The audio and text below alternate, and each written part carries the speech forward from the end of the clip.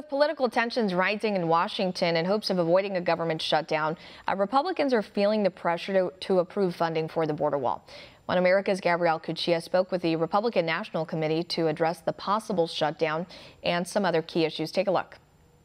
Cassie Smedley, the National Press Secretary for the Republican National Committee, sat down with One America News to discuss the latest on President Trump's chief of staff and the potential government shutdown.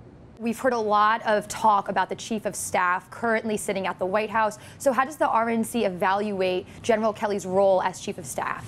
I think General Kelly has been a great chief of staff for this time in President Trump's presidency, and I think they both understand that. And what I like about President Trump, and frankly the people he hires, is that he says we're going to come and we're going to do the best work we can do for the time that this makes sense, and then folks are going to move on when it makes sense for them as well. And so that's what you're seeing. This is, I think, normal for a White House, but then a White House that works at the pace that President Trump keeps.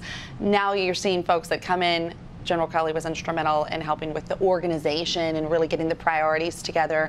And then now we're going to move on to a chief of staff who's probably going to help the president through his 2020 reelect and now navigating these new uncharted waters with not having a majority in the House. And in response to the president's initial pick, the vice president's chief of staff, Nick Ayers, Smedley believes Ayers will still be beneficial to the president's agenda despite leaving the White House at the end of the year. The president's a businessman. He knows how to do job interviews. He knows how to get the people in the roles that match what he needs in that position right now.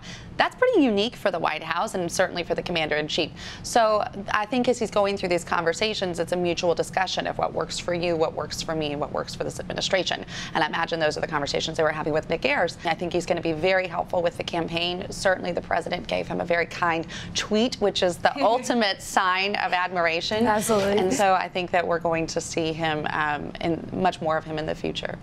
And so when we talk about the president hiring individuals to do a specific job during a specific time, what do we expect the president to look for in his next chief of staff? Someone who can also help to keep the economy going and the priorities focused on making sure President Trump, when he goes to hit the campaign trail in a couple of years, although I think it'll be much sooner than a couple of years, probably, that he will be able to go out there and have so many more accomplishments to herald.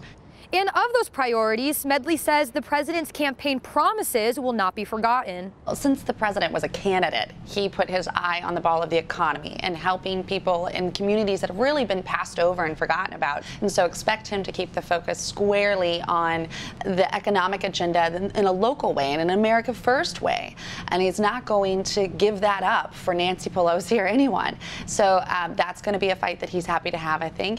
And if that fight requires a government shutdown, Smedley says the president will not shy away from just that. President Trump knows what he's doing. He's going to get them to push a little more and play ball.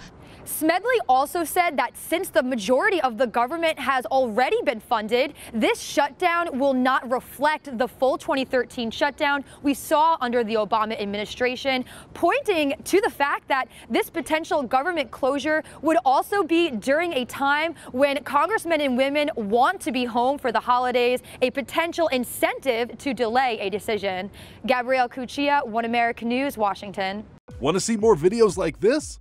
Click on the link below and subscribe to One America News on YouTube, and call your cable provider and kindly demand that One America News is added to your lineup. Call and subscribe today.